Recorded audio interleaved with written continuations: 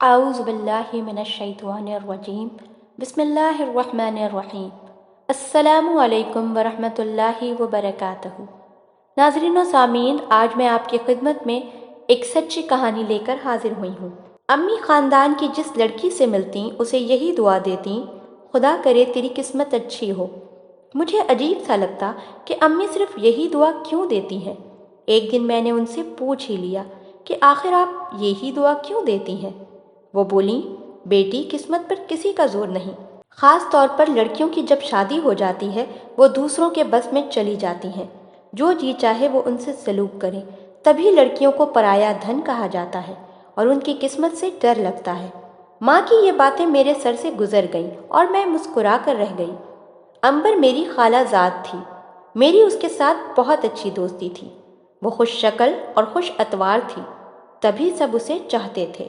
وہ بہن بھائیوں میں سب سے بڑی تھی۔ خالہ اکثر بیمار رہتی تھی۔ جب وہ بیمار ہوتی، عنبر کو چھوٹے بہن بھائی سنبھالنے پڑتے۔ یوں وہ بچپن سے ایک ذمہ دار، سمجھدار لڑکی تھی، پڑھائی بھی کرتی اور گھر کا کام کاج بھی۔ وہ لاہور میں قریبی رشتہ داروں کے گھر اپنی والدہ کے ساتھ آتی، سب کو لبھاتی۔ خاص طور پر بڑی ممانی تو اس پر فریضہ تھی۔ ہماری نانی بھی چاہتی تھی کہ عنبر کی شادی بڑے ماموں کے بیٹے فیضان سے ہو جائے۔ وہ کئی بار کزنز کی شادیوں میں لاہور آئی تو نانی کے پاس ٹھہری، معمولی سی سج دھج سے سب کی نظروں میں سما جانے والی، دھیمے لہجے میں بات کرنے والی۔ یہ لڑکی چھوٹے ماموں عزیز کے بیٹے افنان کو بھی اچھی لگی، جبکہ بزرگ اس کی شادی فیضان سے کرنے کا سوچ رہے تھے۔ اس نے افنان کی صورت کو دل میں بسا لیا۔ ادھر افنان کا بھی یہی حال تھا، وہ عنبر کو چاہنے لگا، لیکن ابھی ایف اے کا طالب علم تھا اور اس کے بڑے بھائی نعمان کی شادی پہلے ہونی تھی، لہٰذا اس نے اپنی چاہت کا تذکرہ کسی سے نہ کیا۔ شادی کی تقریب ختم ہو گئی، عنبر اور اس کے گھر والے واپس پنڈی جانے لگے تو چھوٹے ماموں اور ممانی نے خالہ سے کہا، آپا، اتنی جلدی کیوں واپس جا رہی ہو؟ کچھ دن اور رکو۔ خالہ کہنے لگی، بچے گھر چھوڑ کر آئی ہوں، میری ساس تنگ ہو جائیں گی، اسی لیے زیادہ دن نہیں رک سکتی۔ ممانی نے کہا، عنبر کی تو چھٹیاں ہیں، یہ قسمت سے آئی ہے، اس بار اسے چھوڑ جاؤ، جب چھٹیاں ختم ہوں گی اس کے ماموں خود پنڈی پہنچا دیں گے۔ ممانی کی بات سن کر عنبر کے دل کی کلی کھل گئی۔ افنان کی بہن گلناز نے بھی اصرار کیا تو خالہ بیٹی کو بھائی کے گھر چھوڑ کر خود پنڈی روانہ ہو گئیں اور تاکید کر کے گئیں کہ 15-20 روز بعد اسے واپس پہنچا دینا، کیونکہ اس کے بغیر اکیلے مجھ سے گھرداری نہیں سنبھلتی۔ بڑے ماموں ماڈل ٹاؤن میں رہتے تھے، جبکہ چھوٹے ماموں بیدیا میں رہائش پذیر تھے۔ دونوں بھائی اور ان کے اہل خانہ کبھی کبھی ایک دوسرے کے گھروں میں آتے جاتے تھے، کیونکہ بڑے شہروں میں جہاں فاصلے حائل ہوتے ہیں مصروفیت بھی زیادہ ہوتی ہے۔ ہماری نانی بڑے بیٹے کے پاس رہتی تھیں اور مہینے 2 مہینے بعد چھوٹے بیٹے کے گھر ملنے جاتی تو ہفتہ بھر ٹھہر کر واپس لوٹ آتی۔ انہیں بڑے ماموں اور ان کی بیوی بچوں سے زیادہ لگاؤ تھا۔ ان دنوں جب عنبر چھوٹے ماموں کے گھر رہ رہی تھی، نانی وہاں گئیں تاکہ نواسی کے ساتھ بھی کچھ دن رہ لیں۔ عنبر تو خوش ہو گئی کہ نانی اس کی خاطر رہنے آئی ہیں۔ اسے معلوم نہ تھا کہ نانی اس پر کیسا قہر ڈھانے والی ہیں۔ کہتے ہیں کہ محبت کے جذبے کو کتنا بھی چھپاؤ یہ چھپتا نہیں۔ ہماری نانی کی جہاں دیدہ نظروں نے بھانپ لیا، افنان اور عنبر ایک دوسرے کو پسندیدگی کی نظروں سے دیکھتے ہیں، جبکہ ان کا پختہ ارادہ تھا کہ وہ اپنی نواسی کو بڑے پوتے کی دلہن بنائیں گی۔ انہیں عنبر اور افنان کی محبت بھرے انداز ایک آنکھ نہ بھائے۔ انہوں نے گلناز سے کہا کہ ذرا دھیان رکھنا، کہیں افنان عنبر کے ساتھ محبت کا رشتہ نہ جوڑے، کیونکہ یہ فیضان کی امانت ہے اور یہ بات طے شدہ ہے۔ گلناز نے نانی کو یقین دلایا کہ وہ دھیان رکھے گی اور وہ ہرگز اپنے بھائی کو موقع نہیں دے گی کہ وہ عنبر سے تنہائی میں بات چیت کرے۔ نانی 2 ہفتے وہاں رہ کر واپس گھر لوٹ آئیں۔ گلناز کو اس بات پر کوئی اعتراض نہ تھا کہ اس کا بھائی افنان عنبر کو پسند کرتا ہے، بلکہ وہ تو خوش تھی کہ عنبر جیسی پیاری کزن اس کی بھابھی بن جائے گی۔ گلناز پر بات کھل گئی کہ عنبر اور افنان ایک دوسرے کو پسند کرتے ہیں۔ 1 ماہ پلک جھپکتے گزر گیا۔ عنبر کے والد خالو طفیل کسی کام سے لاہور آئے تو ماموں ممانی سے کہا کہ میرا کام سے لاہور آنا ہوا تو سوچا کہ عنبر کو بھی ہمراہ لیتا جاؤں۔ آپ اب اجازت دیں، بہت دن رہ لی ہے، اس کی ماں کی طبیعت ٹھیک نہیں ہے۔ بیٹی سے بھی کہا کہ تیاری کر لو، میں تمہارے بڑے ماموں اور اماں جی سے مل آؤں تو ہم روانہ ہو جائیں گے۔ عنبر یہ سن کر اداس ہو گئی، مگر جانا تو تھا۔ اتنے دن وہ کبھی کسی کے گھر نہ رہی تھی اور نہ ہی اس کے والد ننیال میں رہنے کی اجازت دیتے تھے۔ پہلی بار چھوٹی مومانی کے اصرار پر خالہ بیٹی کو لاہور ان کے گھر چھوڑ کر گئی تھی۔ امبر ہم سب کو اداس کر کے اپنے والد کے ہمراہ راول پنڈی چلی گئی۔ خدا کی کرنی کے گلناز کا رشتہ امبر کے چچا زاد بھائی سے طے ہو گیا اور وہ اس کی بھابھی بن کر پنڈی چلی گئی۔ امبر کے گھر سے اس کے چچا کا گھر ملا ہوا تھا، لہٰذا اب گلناز کی اس سے تقریباً روز ملاقات ہو جاتی تھی۔ وہ افنان کے لیے اداس رہتی تھی۔ گلناز نے کہا کہ امبر تم کیوں اداس رہتی ہو؟ خط لکھ کر مجھے دے دیا کرو، میں افنان کو پوسٹ کر دیا کروں گی اور اس کا خط اپنے پتے پر منگوا کر تمہیں دے دوں گی۔ اس طرح تمہاری خطوط کے ذریعے آدھی ملاقات تو ہو جائے گی۔ امبر نے ایسا ہی کیا۔ وہ خط لکھ کر گلناز کو دے دیتی، جو افنان کے نام ہوتا۔ گلناز یہ خط اپنے بھائی کو پوسٹ کر دیتی تھی۔ بدقسمتی سے ایک روز ڈاکیے نے امبر کا خط بجائے گھر پر دینے کے دکان پر چھوٹے ماموں کو دے دیا۔ وہاں بڑے ماموں بھی بیٹھے ہوئے تھے۔ انہوں نے خط ڈاکیے سے لے لیا اور اسے کھول کر پڑھ لیا۔ انہیں بہت غصہ آیا کہ جس کو وہ بہو بنانے جا رہے تھے وہ ان کے بھتیجے کو محبت نامے لکھتی تھی۔ گھر آ کر انہوں نے نانی سے شکایت کی، جو ہر وقت ایک ہی بات کہتی رہتی تھی کہ میرے فیضان کے لیے کب امبر کو بیاہ کر لاؤ گے۔ آج بھی نانی نے بیٹے سے یہی بات کہی کہ کب فیضان کا بیاہ کرو گے؟ کیا جب میں مر جاؤں گی؟ اب دیر کس بات کی ہے؟ میں اپنے پوتے کی شادی کی خوشی دیکھنا چاہتی ہوں۔ تم پنڈی جا کر طفیل سے بات کیوں نہیں کرتے؟ بڑے ماموں تو امبر کا خط پڑھ کر پہلے ہی غصے میں تھے۔ کہا، اماں آپ کی نوازی محبت نامے افنان کو لکھتی ہے اور آپ اصرار کرتی ہیں کہ میں اسے اپنی بہو بنا لوں۔ اس لڑکی کے کرتوت تو دیکھیے، ایسی لڑکی کو کون اپنے بیٹے کی عزت بنانا پسند کرے گا؟ میرا جواب ہے اس رشتے سے، آپ طفیل کو بتا دیجیے۔ اتفاق کے خالو بھی انہی دنوں لاہور آ گئے، کیونکہ وہ بزنس کرتے تھے اور مال لاہور سے خرید کر لے جاتے تھے۔ اپنا کام ختم کرنے کے بعد وہ نانی سے ملنے آئے تو انہوں نے کہا کہ میں تمہیں اسٹیشن تک چھوڑنے چلوں گی۔ خالو حیران کہ آج ان کی ساس کو کیا ہو گیا ہے کہ مجھے گھر پر خدا حافظ کہنے کے بجائے اسٹیشن تک ساتھ چل رہی ہیں۔ بہرحال ان کی بزرگی کے احترام میں وہ خاموش رہے۔ نانی نے ڈرائیور سے کہا کہ طفیل میاں کا سامان گاڑی میں رکھو، ہم ساتھ جائیں گے اسٹیشن تک انہیں خدا حافظ کہنے۔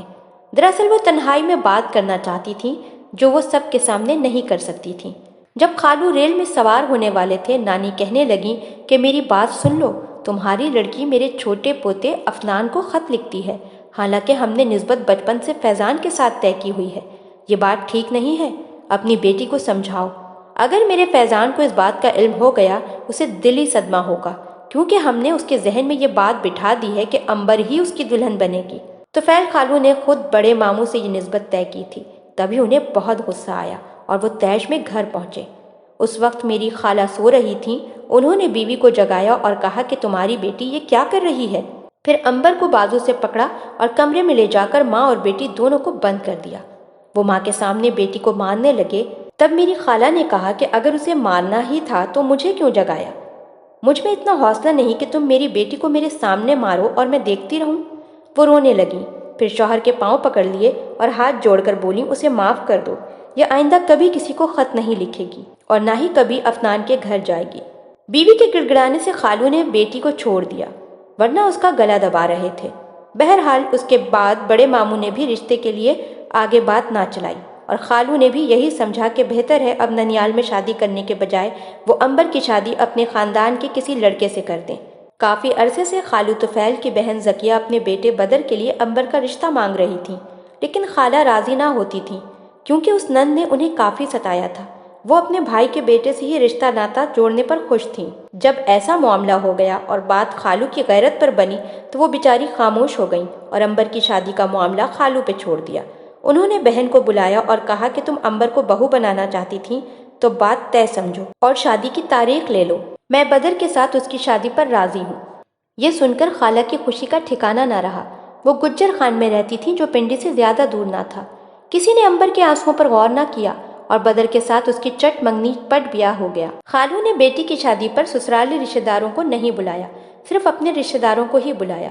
نانی، بڑے ماموں، چھوٹے ماموں اور ان کے اہل خانہ بھی نہ آئے۔ ایسا تو اکثر ہوتا ہے کہ لڑکی کہیں شادی کرنا چاہتی ہے اور اس کی شادی کہیں اور ہو جاتی ہے، بچپن کی منگنی اور نکاح تک ٹوٹ جاتے ہیں اور سب یہی کہتے ہیں کہ جہاں قسمت لکھی تھی وہیں شادی ہو گئی۔ لڑکیاں بھی رو دھو کر آخر صبر کر ہی لیتی ہیں اور زندگی گزار دیتی ہیں، لیکن بدقسمت امبر کے معاملے میں کچھ ایسا نہ ہوا۔ بدر اگرچہ اچھی شکل و صورت کا تھا اور دیکھنے میں بظاہر ٹھیک ٹھاک لگتا تھا، لیکن حقیقت میں وہ ٹھیک نہ تھا۔ اس کا زیادہ آنا جانا خالو کے گھر نہیں تھا، اس وجہ سے کسی کو بھی اندازہ نہیں ہوا کہ وہ ذہنی طور پر نارمل انسان نہیں ہے۔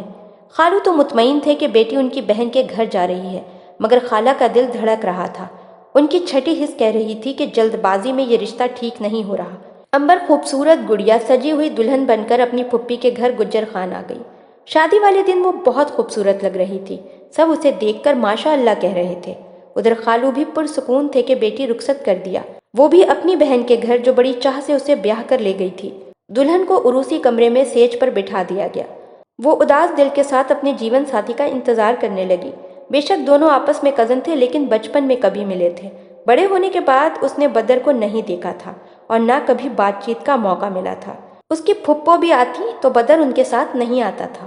وہ گھڑی بھی آ گئی جب دلہا کمرے میں آیا اور خاموشی سے منہ دکھائی میں انگوٹھی اس کے ہاتھ میں پہنا دی، مگر منہ سے کوئی بات نہ کہی، بلکہ اٹھ کر آئینے کے سامنے جا بیٹھا اور اپنے عکس سے باتیں کرنے لگا۔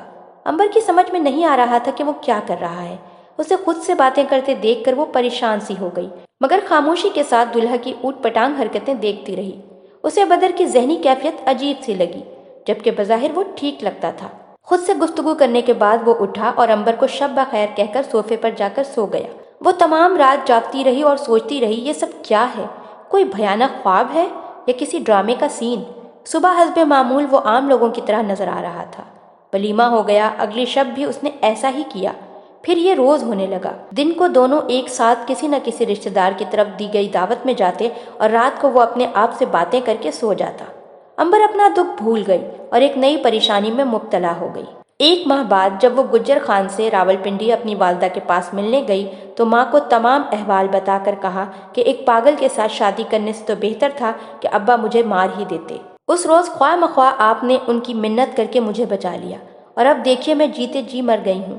اس کی ماں نے خاوند سے بات کی تو طفیل خالو بھی پریشان ہو گئے۔ سگی بہن نے دھوکہ کیا ہے، یہ نہیں بتایا کہ اس کا بیٹا ذہنی طور پر صحیح نہیں ہے۔ حقیقت یہی تھی کہ بظاہر نارمل نظر آنے والا بدر نفسیاتی مریض تھا، جو امبر سے کبھی کچھ کہتا اور کبھی کچھ، کبھی یہ کہ دنیا ختم ہونے والی ہے، تم بھی ختم ہو جاؤ گی، اور دیکھو آئینے میں کون دیکھ رہا ہے، وغیرہ وغیرہ۔ امبر نے شوہر کے گھر جانے سے انکار کر دیا، مگر خالو نے کہا کہ میں پہلے تصدیق کر لوں، اپنی بہن سے بات کر لوں، فی الحال تم میرے ساتھ واپس چلو۔ اگر بدر واقعی ذہنی مریض ہوا تو پھر ہم ان لوگوں سے نمٹ لیں گے۔ خالہ اور خالو امبر کو ساتھ لے کر بدر کے گھر گئے اور انہوں نے زکیہ سے بات کی۔ کہا کہ اگر تمہارا بیٹا ذہنی مریض ہے تو پہلے کیوں نہیں بتایا؟ پہلے تو وہ مانتی نہ تھیں، پھر کہا کہ کوئی ایسی بڑی بات نہیں، وہ نارمل ہے، بس ایک روز ڈر گیا تھا، ہم نے سوچا نہ جانے کس بات سے ڈر گیا ہے، خود کو دیکھ کر آئینہ توڑ دیا تھا، سوچا شادی ہو جائے گی تو ٹھیک ہو جائے گا۔ بہرحال زکیہ اور اس کے خاوند نے وعدہ کیا کہ وہ بیٹے کو سمجھائیں گے اور ضرورت ہوئی تو علاج بھی کروائیں گے، امبر کا بہت خیال رکھیں گے۔ امبر تو وہاں رہنے پر تیار ہی نہ تھی، مگر باپ کے اصرار سے مجبور ہو کر رک گئی۔ خالو اپنی بہن کے کہے کی صداقت کو جاننا چاہتے تھے۔ بدر بعد میں بھی صحیح نہ ہوا، اس کی اوٹ پٹانگ باتیں اور حرکتیں جاری رہیں۔ جب اسے علاج کے لیے چلنے کا کہتے تو جواب دیتا، علاج کس بات کا، میں بیمار نہیں ہوں، میں ٹھیک ہوں۔ اب تو امبر کو اس سے خوف آنے لگا، وہ رات بھر جاگتی رہتی، اس وجہ سے اس کی آنکھوں کے نیچے ہلکے پڑ گئے۔